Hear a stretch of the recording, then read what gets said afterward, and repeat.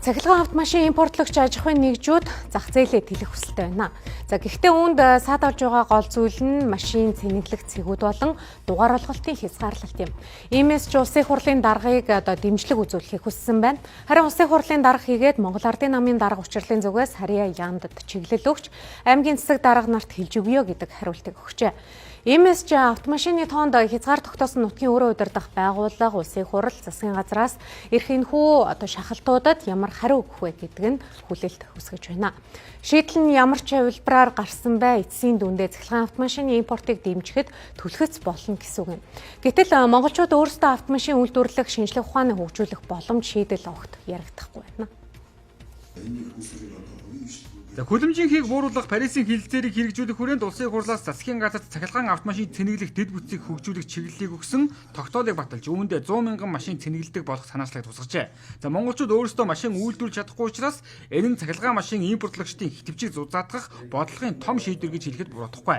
Иймээс ч өнөөдөр цахилгаан машин импорт худалдаа эрхлэгчид Монгол Ардын намын дарга хийгээд улсын хурал, засгийн газрын гишүүд мөн Харьяа агентлагийн дарга нартай уулзаж хүсэлтүүдэд тавилаа. Тэд нэгдүгээрт нийслэлд цахилгаан автомашины ногоон дугаарыг чөлөөтэй олох хүсэлтийг гаргажээ. Үүнд улсын хурал, засгийн газрын гишүүдийн зүгээс шийдвэрлэх боломжтой гэж хариулсан байна.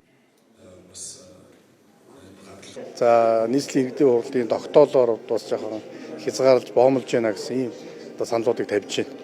Тэгээ энэ чиглэлээр бид нар ямар ч гэсэн орон нутаг, яам, их хурлын хооронд уялдаатай ажиллах зүйтэй юм байна гэж ингэж бод их хурлын дарга энэ асуудал уулзалт хүсэлтийн дагуу тодорхой асуудлуудыг ийм шийдэх юм үүрэг чиглэлүүдийг яамд өгсөн.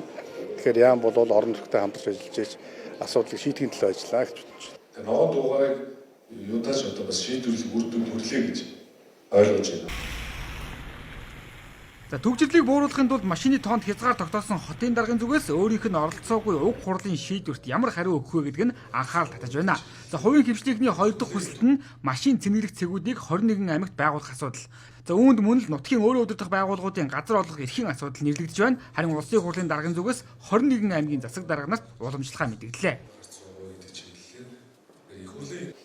Цахилгаан автомашины цэнэглэх одоо гэсэн юугаар биш худалдаа үйлчлэгээний төв гэдэг дуудлагууданд нэршлэр дуудлагууданд орохоор зэрэг шатхуун төвөгөрийн станц бусад худалдаа үйлчлэгээний газруудаа ингээд нэг дор орчхоор зэрэг нөгөө газруудаа цохигдоод одоо тэгээд тэрийг авч чадахгүй байдал үүсэж байгаа.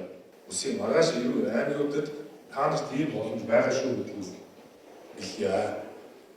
Одоо бас тодорхой саналуудыг илэрхийлье.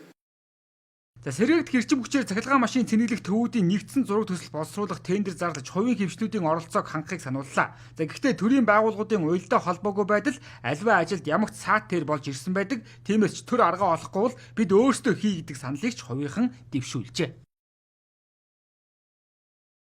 Тэгэхээр яг өнөөдөр зам тээврийн яамны дэд сайдаа ярьж нийслэлтэй явах хэрэгтэй гэдэг чинь би нийслэлтэй ярьчихсан. Нийслэлийн зүгээс болохоор зогсоол дээр бол цахилгаан цэнэглэх суйрлуулъя гэдэг шаардлагуудаа аж ахуйн нэгж байгууллагуудад тавиад эхэлсэн байна. Тэгэхээр тэр маань нөгөө хоорондоо ингээд нөгөө яриа хэлцлээ ойролцоолох нэг ярилцах асуудлуудыг бид нар нэгтгэж өгье. Цахилгаан машин цэнэглэх төв байгуулах олон төслүүд яригдж энэ салбар аль хэдийнэ зах зээлээ буулаалдах өрсөлдөөн үүсэж байна. Энэ салбар хөгжвөл шатхуунд зориулсан валютын урсгалыг нэмэгдэгч нөгөө талдаа цахилгаан машины импорт өснө гэсэн үг. Олон улсын хөгжлийн чиг хандлагыг дагаад явах нь зүүн хэрэгч давхар Монгол улс өөрсдөө цахилгаан машин үйлдвэрлэдэг болох тэр ирээдүй рүү төрийн бодлого чиглэх учиртай. Тэгвэл Монгол улс физикийн мэдлэгийн хэмжээгээр олон улсын дунджаас 2.5-аас 3 жилийн хоцрогдолтой шинжлэх ухаанд зарцуулж байгаа төсвөөр дэлхийд 150 дугаар байранд жагсаж байгаа нөхцөлд ирээдүй тун бүрхэг харагдаж байна. Бид шинжлэх ухааны технологид зарцуулах төсвөө нэмэгдүүлэх, тэрийгэ боловсролын бодлоготойгоо уялдуулах, хөгжлийн чиглэлийн эренб дарааг тогтоохдоо тэндээ боловсролын бодлогоо бас уялдуулж тэр дүгээс төсөв санхүүгээ зохистой хуваарлахгүйгээр бид хөгжлийн тухай бодох бас хал байгаа. Дэлхийн нийтийн хөгжлийн чиг хандлага нь сэргээгт хэрчим хүч, байгаль дээлтэй өндөр технологи, ногоон хөгжлийн шийдлүүд болоод байгаа өнөө үед бид ч хоцрох ёсгүй. Гэхдээ дэлхийн хөгжилтэй хөдөлгөхийн тулд боловсрол шинжлэх ухааны салбараа давхар хөгжүүлэх шаардлагатай байна. Үндсийг хөгжүүлэх нь үндэсний аюул